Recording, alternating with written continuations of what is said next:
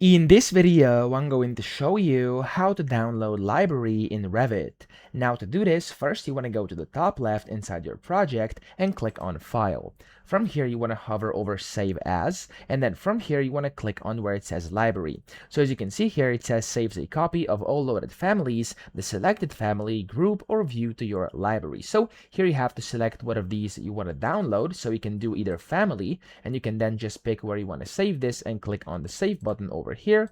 You could also go with the second option on our list here, which was group. So if you do group over here, if there are any groups, you'll be able to download these. In my case, there aren't any, so I can't actually show you this, but of course it's going to be the same way. Or the third option here you have is going to be the view. So of course here you can then select the view. You can check all of these things. If you want to, then click on the OK button, and it's going to basically allow you to save that as well. Okay, so that's how to download libraries. And as you can see, of course, always you'll have to select where you want to download them. So you can just select a folder, click on save, and you are good to go.